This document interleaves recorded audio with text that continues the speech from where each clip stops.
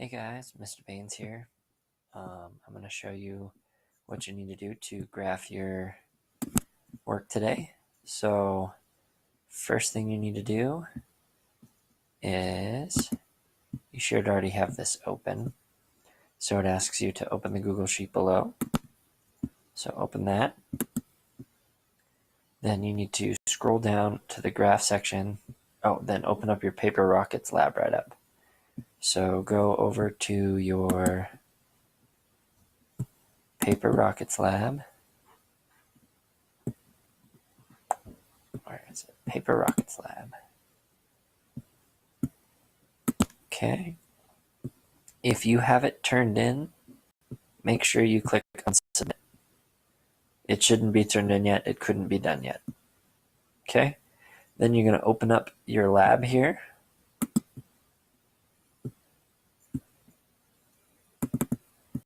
Should be something that looks kind of like this, except yours will have your name in the top left there, and you should already have this first section filled out.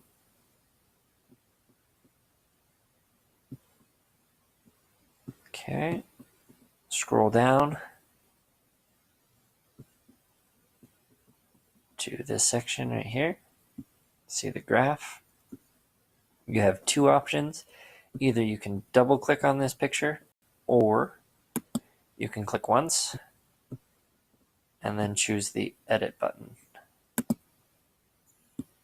This should open the drawing. Okay. Back to your instructions for today. All right, so for the y-axis, the smallest number you should write is 10, and then count by tens all the way up to 150. Okay, so in this picture, smallest number you should write is 10. Oh, may have to change the size of the font there. So what we're going to do is select all of this, and then unselect just that by clicking the control button first. And we're going to change the font size to 8. Nope, going to have to go all the way. That may still be too small. That's frustrating. Okay, either way, count by tens all the way up. 30, 40, 50, 60, 70, 80, 90, 100, 110, 120, 130, 140, 150. Oh, looks like we go all the way up to 160. Okay. And actually, I'm going to show you, we're going to do this again. So choose all of this, click the control button, and unselect that, leaving just these boxes. We're going to make them a little bit wider. See if that, yeah, that did better. A little bit wider. There we go. Okay. Now, use the color-coded spreadsheet to help you graph the values. You're going to use the blue box to graph the furthest rocket in each category, the orange box to graph the average in each category, and the green box to graph the shortest rocket distance in each category. So when you go to your spreadsheet, okay, you'll see that the furthest distance is blue, shortest distance is green, average is orange.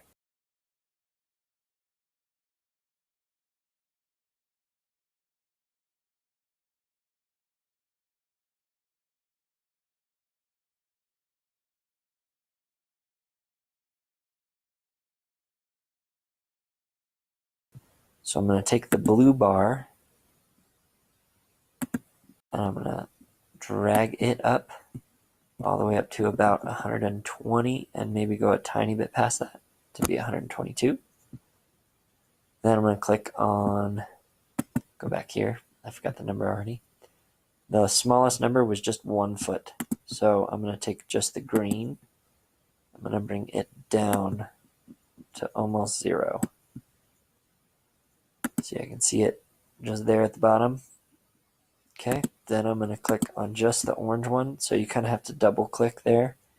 And then going to go all the way up to 52 feet. Okay, so I'm going to go up to 50 right there. And then I'm going to go a little higher than 52 feet. Okay, let's do one more just so you guys get the hang of it.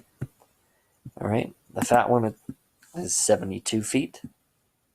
So the furthest distance, the blue, I'm going to double click on the blue, drag up. 72 feet would be about here. Then back to here. Shortest distance is 12 feet. So I'm going to take the green. It's pretty much where it needs to be. Double click on the green and drag it up to just above 10. It's okay if it doesn't move much. And then 38 feet for the orange. So I'm going to double click on the orange. 38 feet would be just below 40, like that. Okay. Do that for the rest of these. Save and close.